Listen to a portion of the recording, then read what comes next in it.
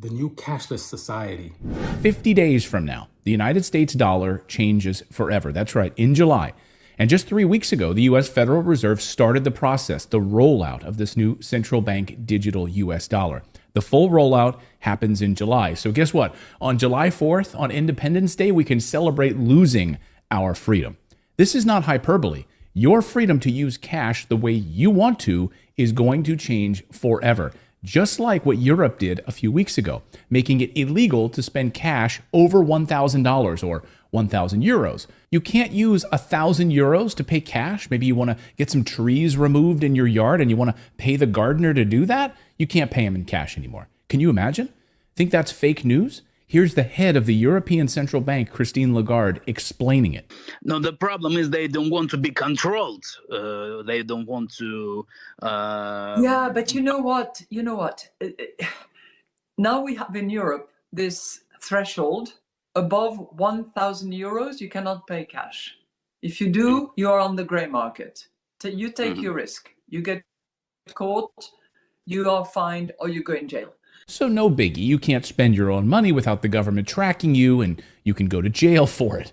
In the United States, it's called the FedNow program, and it'll replace paper currency, which this week became even more worthless. It'll move the United States to a cashless society, a total surveillance state where every transaction will be tracked.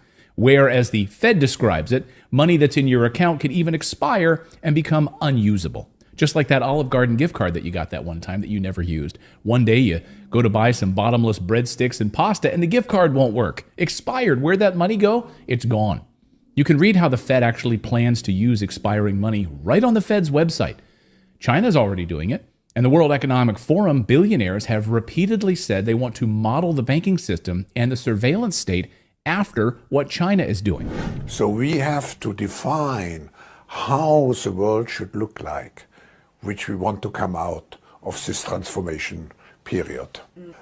I respect China's achievements, which are tremendous over the last over 40 years. I think it's a role model for many countries. There's a level of admiration I actually have for China because their basic dictatorship is allowing them to actually turn their economy around on a dime. This is no longer a conspiracy theory. The idea of a cashless society is slowly becoming a reality. In the Bible, it lets us know that these things would take place just before the second coming of Jesus Christ.